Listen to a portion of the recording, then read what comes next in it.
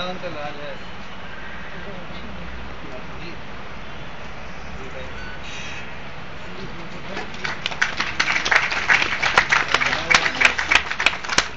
प्रणाम मामा जी। हेलो प्रणाम मामा जी। अब मैं अभी करने जा रहे हैं 3 बजे। डॉक्टर अग्रवाल से आग्रह करूंगा कि वो प्रेमचंद जी को राजेंद्र गौड़ा स्मृति काव्य पुरस्कार का स्मृति चिन्ह भेंट करें। 3 बजे होगा।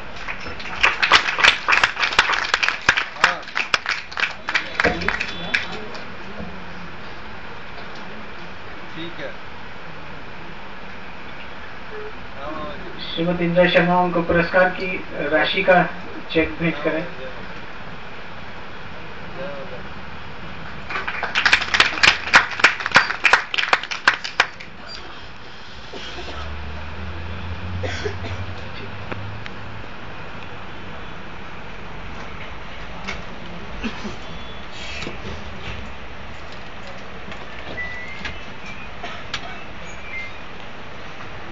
डॉक्टर अग्रवाल ने एक खुलासा अपने उसमें किया प्रेमचंद जी के पुरस्कार का। उसका एक खुलासा मैं भी करूंगा, लेकिन एक उन्होंने बात की थी। इस पुरस्कार के सिलसिले में पिछली बार भी मुझसे कई लोगों ने कहा कि आपने स्थानीय लोगों को जज बनाया है तो पुरस्कार तो स्थानीय व्यक्ति को ही मिलेगा।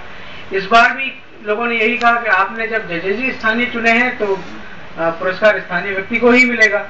पहली बात तो ये सही नहीं है कि स्थानीय जज हो तो स्थानीय व्यक्ति को ही पुरस्कार मिलेगा, और मेरा मानना यह है कि यदि व्यक्ति उस पुरस्कार के काबिल है तो वो स्थानीय हो तो उसको क्यों ना ये पुरस्कार दिया जाए। और जहां तक इस पुरस्कार की निष्पक्षता और उसके जेन्युइन होने का सवाल है, एक खुलासा मैं आपको करता हूं जो कि आपको बताएगा कि हम कितना इसमें सावधानी बरतते हैं। प्रेमचंद जी को शायद ये पुरस्कार पिछले साल मिल गया होता।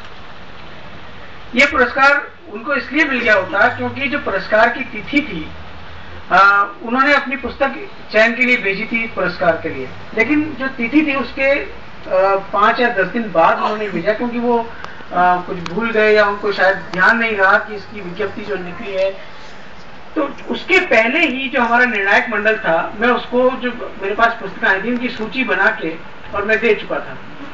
अब यदि मैं उनको प्रेमचंद जी की पुस्तक अलग से ले जाकर के देता तो जाहिर है ये ख्याल आता कि उन्होंने अलग से पुस्तक ले जाके दी है, तो या तो एक तिथि के बाद ली है इसलिए ये चाहते हैं कि इनको पुरस्कार दिया जाए या उसमें शामिल किया जाए। तो मैंने प्रेमचंद जी से कहा कि प्रेमचंद जी, हम आपकी पुस्तक को इस बार शामिल नहीं कर रहे हैं क्योंकि ये नियत तिथि के बाद आई है, हम इसको अगले साल के लिए लेंगे। और दूसरी ऐसी पुस्तक थी विवेक निराला जी की, जो कि निराला जी के पौत्र हैं। उनकी पुस्तक भी कुछ देर से आई थी, और संयोग की बात है कि इस बार प्रेमचंद जी चयनकर्ताओं की पहली पसंद थे और निराला जी, विवेक निराला जो हैं वो दूसरी पसंद। थोड़ा सा बहुत अंकों का अंतर है, और दोनों ही की पुस्तकें जो है वो पिछली बार शामिल होने से रह गई थी। तो ये मेरा मानना है कि जो पुरस्कार की निष्पक्षता और या उसके जेन्युइननेस पे ये स्थानीय होने की वजह से ये जो आरोप लगता है, मेरे ख्याल से ये ठीक नहीं है। और मुझे तो बल्कि पिछली बार इसलिए ज्यादा सावधानी बरतनी पड़ी क्योंकि प्रेमचंद जी मित्रों में रहे हैं पापा के, तो ये आरोप लगना बहुत ही आसान था, बहुत ही स्वाभाविक था कि आप, इसीलिए मैंने कम से कम अपने आप को इन पुरस्कारों से, आप निर्णायकों से पूछेंगे तो वो बताएंगे, मेरा काम सिर्फ इतना, मैं एक फैसिलिटेटर की भूमिका निभा रहा हूँ। निर्णय में, उसके चयन में मेरा कहीं कोई हस्तक्षेप नहीं होता है। तो अब मैं ज्यादा समय नहीं लेते हुए श्री नंद भारद्वाज से आगे, प्रेमचंद जी से हमने दरअसल पिछली बार भी हमने जगमोहन आजाद जी से उनकी बात और उनकी कविताएं हमने इत्मीनान से उनकी कविताएं वगैरह सुनी थी।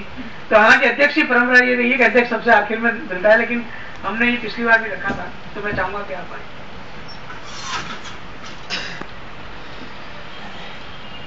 आज के आयोजन के केंद्र भाई प्रेमचंद, सोनी जी, दुर्गा प्रसाद अग्रवाल जी, आदरणीय भाभी।